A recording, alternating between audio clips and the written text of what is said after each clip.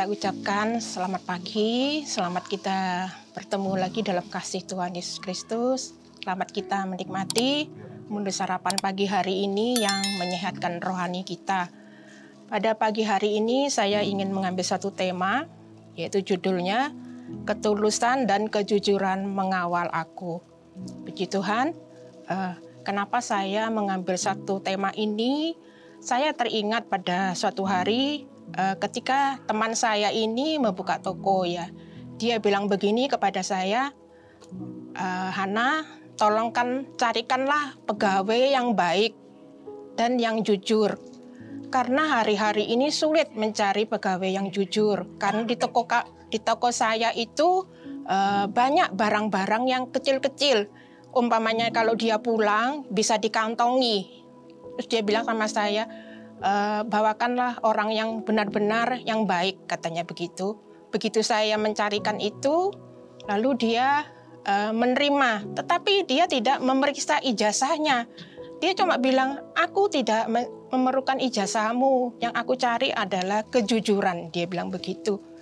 Sebagai anak-anak Tuhan, kita memang juga dituntut hidup di dalam kejujuran. Seperti ayat permulaan yang saya bacakan tadi, itu ada di Mazmur 25 ayat 21a.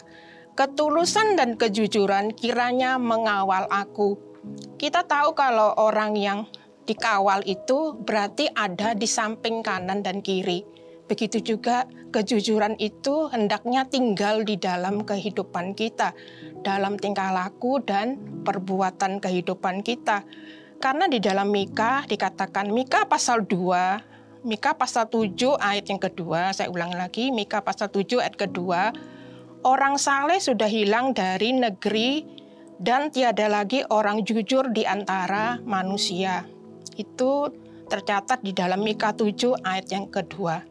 Dari Mika sendiri mengatakan, orang saleh itu, orang jujur itu telah hilang dari negeri kita. Tiada lagi orang jujur di antara manusia.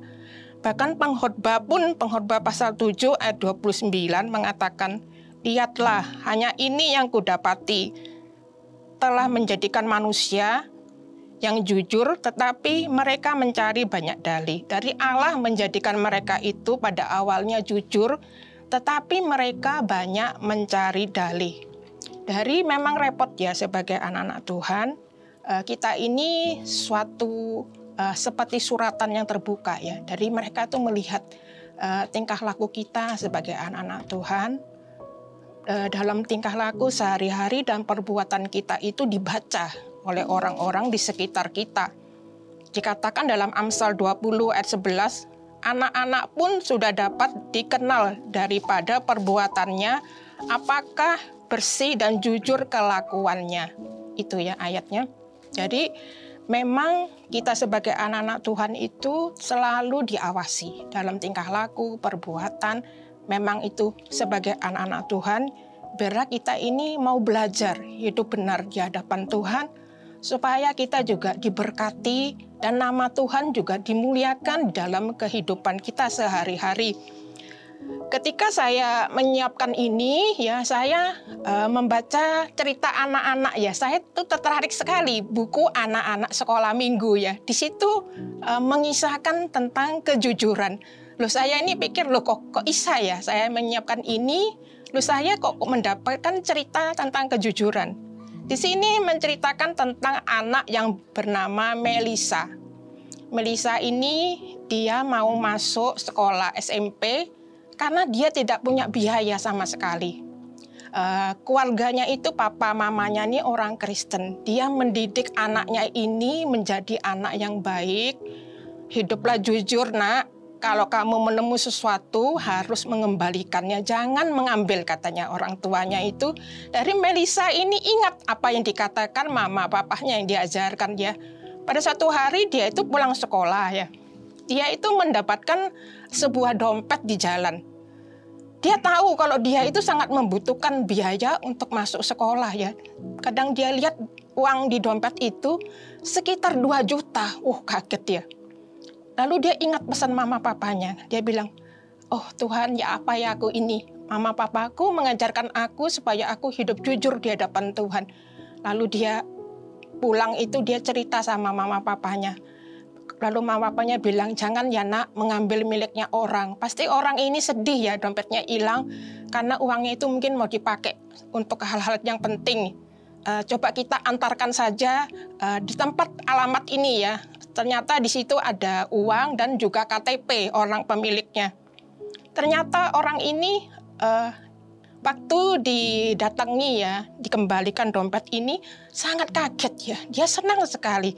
Dia bilang, hari-hari ini sulit mencari orang yang jujur, dia bilang gitu. Saya senang sekali. Lalu dia bertanya kepada keluarga ini, apakah kamu membutuhkan sesuatu?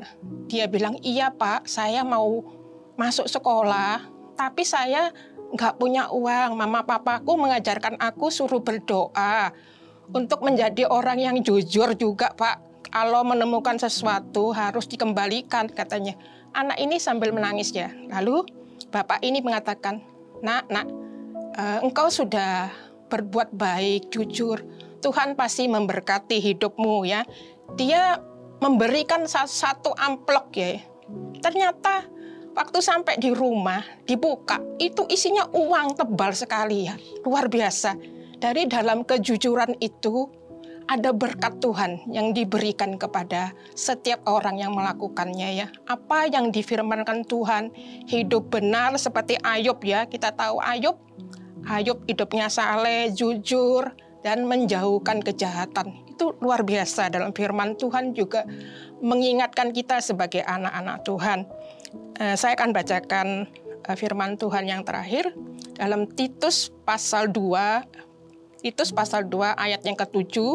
Dan jadikanlah dirimu sendiri suatu teladan di dalam perbuatan baik. Hendaklah engkau jujur dan bersungguh-sungguh dalam pengajaranmu. Saya ulangi lagi, Titus pasal 2 ayat 7. Dan jadikanlah dirimu sendiri suatu teladan dalam perbuatan baik. Hendaklah engkau jujur dan bersungguh-sungguh dalam pengajaranmu. Kiranya renungan pagi hari ini boleh menggugahkan hati kita. Kita juga mau belajar hidup benar di hadapan Tuhan dalam tingkah laku, perbuatan kita. Biar hidup kita juga diberkati seperti Melisa tadi itu ya. Tuhan Yesus memberkati. Puji Tuhan.